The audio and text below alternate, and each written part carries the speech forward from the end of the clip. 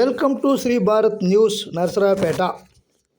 ఈరోజు పల్నాడు జిల్లా నరసరావుపేట వైఎస్ఆర్సీపీ మాజీ ఎమ్మెల్యే గోపిరెడ్డి శ్రీనివాసరెడ్డి గారి ఆధ్వర్యంలో P4 ప్రభుత్వ మెడికల్ కాలేజీలను ప్రైవేటీకరణకు వ్యతిరేకంగా నిరసన యాత్ర జరిగింది. నరసరావుపేట ఆర్డీఓ కార్యాలయం వరకు సాగింది. ఈ కార్యక్రమంలో కార్యకర్తలు, నాయకులు, అభిమానులు భారీగా పాల్గొన్నారు. ఈ నిరసన యాత్ర విజయవంతమైంది.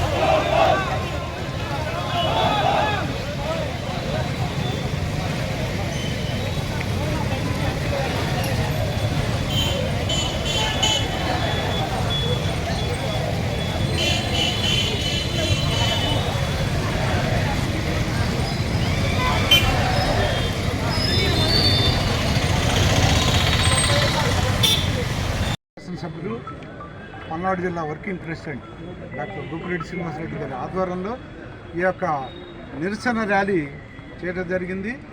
మరి అంశం ఏంటంటే మెడికల్ కాలేజీలను ప్రైవేటీకరణకు వ్యతిరేకిస్తూ ఆర్డీఓ గారికి మెమరాండం ఇవ్వడం జరిగింది. ప్రజల్లో ఎలాంటి వ్యతిరేకత ఉందనేది ఇప్పుడే మనం చూసాము. సముద్రం కెరటాల్లాగా జనం వచ్చేసారు. మరి సీఎం గారు ఈ యొక్క ప్రైవేట్ మెడికల్ కాలేజీలను రద్దు చేసి గవర్నమెంట్ పరంగా ఏదైతే జగన్మోహన్ రెడ్డి గారు తీసుకున్నారో నిర్ణయాన్ని కొనసాగించాలని మరి ఇక్కడికి ఇచ్చేసిన అటువంటి పెద్దలందరికీ కూడా నా యొక్క నమస్కారం తెలియజేస్తాను. నమస్కారం అండి. ఇక్కడికి ఇంతమంది ప్రజానీకం కలిసి వచ్చింది ఒకటే ఎజెండా. మన జననేత జగనన్న నిర్మించిన గవర్నమెంట్ కాలేజీలని ఈ ప్రభుత్వం ప్రైవేటీకరించడాన్ని అందరూ వ్యతిరేకిస్తున్నారు. ఇప్పటికైనా ఈ కూటమి ప్రభుత్వం ఈ ప్రజా వ్యతిరేకతను దృష్టిలో ఉంచుకొని ఈ మెడికల్ కాలేజీని ప్రైవేటీకరించడాన్ని ఎమ్మటే రద్దు చేయాలని మేమందరం కోరుతున్నాం. నియోజకవర్గ ఇన్ఛార్జ్ వైఎస్ఆర్సీపీ ఇన్ఛార్జ్ గోపిరెడ్డి శ్రీనివాసరెడ్డి గారి నాయకత్వంలో ఈ మెమోరాండం వైఎస్ఆర్సీపీ ఏదైతే తలపెట్టిందో కోటి సంతకాల కార్యక్రమాలు అది ప్రజలు స్వచ్ఛందంగా వచ్చి అందరూ కూడాను స్వచ్ఛందంగా సంతకాలు పెడతా ఉన్నారు. ఈ ఉద్యమంలో వైఎస్ఆర్ కాంగ్రెస్ పార్టీ కార్యకర్తలే కాకుండా ఇతర సిపిఐ కానివ్వండి, సిపిఎం కానివ్వండి, ఇతర పార్టీల వారు కానివ్వండి, పెద్దలు కానివ్వండి, న్యూట్రల్ పీపుల్ కానివ్వండి స్వచ్ఛందంగా వచ్చి ఈ ఉద్యమానికి మద్దతు తెలుపుతూ ఉన్నారు. ఇది ప్రజల్లో వచ్చినటువంటి చైతన్యం. ఈ చైతన్యాన్ని గుర్తించి ఇప్పటికైనా తను ఇచ్చినటువంటి జీవోని వెనక్కి తీసుకుంటే తనకి గౌరవంగా ఉంటుంది. లేని పక్షంలో ఈ ప్రజా ఆగ్రహాన్ని తప్పక రాబోయే రోజుల్లో చవిచూస్తారని చెప్పని ఈ సందర్భంగా చెప్పుకుంటూ ఈ కార్యక్రమం త్వరలోని పూర్తి చేసి గవర్నర్ గారికి పెద్దలు జగన్మోహన్ రెడ్డి గారి నాయకత్వంలో గవర్నర్ గారికి కోటి సంతకాలు పూర్తి చేసి ఇవ్వడం జరుగుతారు. 17 ప్రభుత్వ మెడికల్ కాలేజీలని 2021-22లో ప్రారంభించుకోవడం జరిగింది. జిల్లాకు ఒక ప్రభుత్వ మెడికల్ కాలేజీ ఉండాలని ఒక ఆలోచనతో కోవిడ్లో చాలామంది పేదవాళ్ళు వైద్యం అందక చనిపోవడం జరిగింది. అట్లానే బెడ్స్ లేక, మంచాలు ఖాళీ లేక హాస్పిటల్లో తీవ్ర ఇబ్బందులకు గురవుతున్నందున అవన్నీ కూడా ప్రత్యక్షంగా ఒక మనసున్న ముఖ్యమంత్రిగా ఆ రోజుల్లో జగన్మోహన్ రెడ్డి గారు చూసి 17 ప్రభుత్వ మెడికల్ కాలేజీలు ఈ రాష్ట్రంలో ప్రారంభించడం జరిగింది. 17కు గాను 2023-24లో 5 మెడికల్ కాలేజీలు ఏలూరు, రాజమండ్రి, మచిలీపట్నం, విజయనగరం, నంద్యాలలో 5 కాలేజీలు కూడా ప్రారంభించుకోవడం జరిగింది. మళ్ళీ 24-25 సంవత్సరంలో పాడేరు, పులివెందుల మెడికల్ కాలేజీలు 2 కూడా సిద్ధం చేసి వాటిని కూడా ప్రారంభించుకోవడానికి సిద్ధం చేయడం జరిగింది. ఈలోపు ఎలక్షన్లు రావటం, ప్రభుత్వాలు మారటం జరిగింది. దానివల్ల ప్రారంభించుకోలేకపోయారు. అయితే ఈరోజు చంద్రబాబు నాయుడిని ఒక్కటే అడుగుతాను, మీరు పీపీపీ మోడ్లో మీ అనుచరులకి, మీ పార్టీ వాళ్ళకి కట్టబెట్టాలని చెప్పి ఈరోజు ఒక్కొక్క కాలేజీని 66 సంవత్సరాల లీజుకి ఒక్కొక్క ఎకరానికి 1000 రూపాయల చొప్పున ఈరోజు ప్రైవేటు వ్యక్తులకి టెండర్లు పిలవటం వాస్తవం కాదా? నేను ఒకటే ఛాలెంజ్ విసురుతున్నాను. దేశంలో, భారతదేశంలో ఎక్కడైనా ఒక్క ప్రభుత్వ మెడికల్ కాలేజీ ప్రైవేటు వాళ్ళకి అప్పగించిన దాఖలాలు ఏమైనా ఉన్నాయా? సమాధానం చెప్పాలి ఈరోజు కూటమి ప్రభుత్వం. ఈరోజు ఛాలెంజ్ విసురుతున్నాం. దేశంలో ఏ ఒక్క ప్రభుత్వ మెడికల్ కాలేజీ కూడా ప్రైవేటు వాళ్ళకి అప్పచెప్పిన దాఖలాలు లేవు ఎక్కడ కూడా. ఒక్క ఆంధ్రప్రదేశ్ రాష్ట్రంలోనే ఎందుకు ఇలా జరుగుతూ ఉంది ఈరోజు ప్రశ్నిస్తున్నాం. అట్లానే నువ్వు గతంలో 14 సంవత్సరాలు ముఖ్యమంత్రి చేశావు, ఇప్పుడు మరొక 2 సంవత్సరాలు 16 సంవత్సరాలు ముఖ్యమంత్రి చేశావు. నీ హాయంలో ఒక్క ప్రభుత్వ మెడికల్ కాలేజ్ అయినా నువ్వు పెట్టావా? నీకు చేతనైందా? లేదే.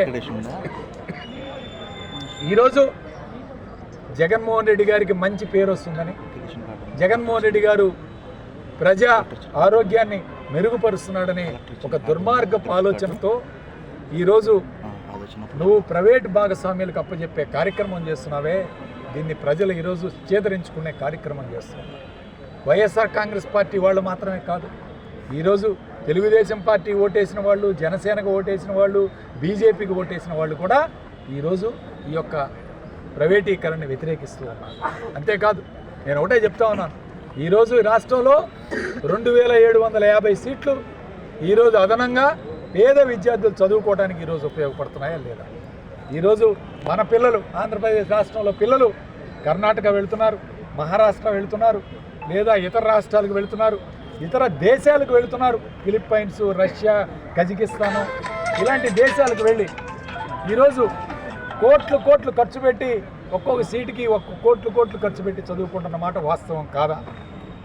మన రాష్ట్రంలో చదువుకుంటే తప్పేంటి? మన రాష్ట్రంలో ఈరోజు 6000 సీట్లు ఉన్నాయి. మనం ఇంకొక 2000 పెంచుకుంటే 8500. పక్కనున్న తమిళనాడులో, కర్ణాటకలో 8,000 సీట్లు ఉన్నాయి. మన పక్క రాష్ట్రం తెలంగాణలో కూడా 6000 సీట్లు ఉన్నాయి.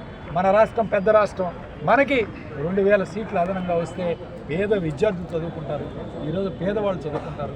ఒకటే చెప్తున్నారు, ఈ ప్రభుత్వం ప్రైవేటీకరణ ద్వారా 10,000 కోట్ల రూపాయలు స్కామ్ చేస్తాం. 10,000 కోట్ల రూపాయలు దోచుకోవడానికి ఇవాళ చంద్రబాబు నాయుడు, లోకేష్ ఒక పథకం ప్రకారం వీటన్నింటినీ కూడా అమ్ముకునే కార్యక్రమం చేస్తున్నారు. ఎందుకంటే 2750 సీట్లో 50% సీట్లు అమ్ముకునే కార్యక్రమం చేస్తారు. అంటే దాదాపు 1400 సీట్లు అమ్ముకోవటానికి ఉంటాయి. ఈ 1400 సీట్లు అమ్ముకుంటే వీళ్ళకి సంవత్సరానికి 2000 కోట్ల రూపాయల ఆదాయం ఉంటుంది. 5 సంవత్సరాల్లో 10,000 కోట్ల రూపాయలు. ఇది పెద్ద స్కామ్. ఈ స్కామ్కి ఎరలేపాడు చంద్రబాబు నాయుడు. ఒకటే అడుగుతా ఉన్నాను, చంద్రబాబు నాయుడు దయచేసి ఈ నిర్ణయం కానీ వెనక్కి తీసుకోకపోతే ఈ ప్రభుత్వం, కూటమి ప్రభుత్వం కూలిపోవటం ఖాయం. ఖచ్చితంగా ఒకటే చెప్తా ఉన్నాం, గతంలో లాగా ఈరోజు ప్రభుత్వాలు నీ ఇష్టం వచ్చినట్టు చేస్తే ప్రజలేం ఊరుకునే పరిస్థితి కాదు. ప్రజలు ఈరోజు చేదరించుకునే కార్యక్రమం చేస్తున్నారు.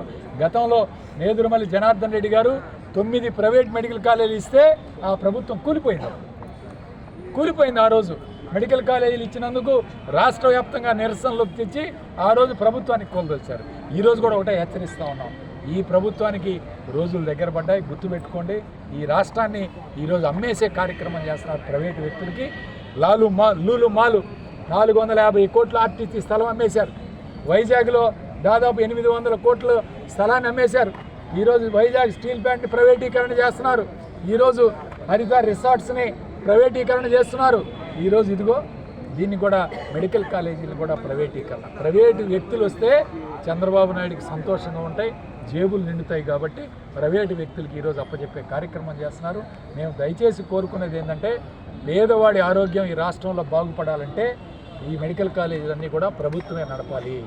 ప్రభుత్వం నడిపితేనే పేదవాళ్ళని ఈరోజు కనికరించుకుంటారు. ఎందుకంటే ప్రైవేట్ మెడికల్ కాలేజ్ వస్తే రేపు యూజర్ ఛార్జీలని వాళ్ళ ఓపీ దగ్గర నుంచి ఫీజులు, స్కాన్లు, మిషన్లు, టెస్టులకు కానీ వైద్యానికి కానీ ఫీజులు కలెక్ట్ చేసే కార్యక్రమం చేస్తారు. ప్రభుత్వ మెడికల్ కాలేజీలో ఆ పద్ధతి ఉన్నది. కాబట్టి దయచేసి ఈ నిర్ణయాన్ని వెనక్కి తీసుకోవాలని చెప్పి మేమందరం కూడా డిమాండ్ చేస్తూ ఈరోజు ఈ యొక్క నిరసన ర్యాలీ కార్యక్రమం చేయడం జరిగింది. ఈ ర్యాలీలో పాల్గొన్న పెద్దలందరికీ, వైఎస్ఆర్ కాంగ్రెస్ పార్టీ నాయకులకి, కార్యకర్తలకి, శ్రేయోభిలాషులకి, అభిమానులకి, అట్లానే మీడియా సోదరులందరికీ కూడా మా హృదయపూర్వక ధన్యవాదాలు తెలుపుకుంటూ సెలవు తీసుకుంటాం.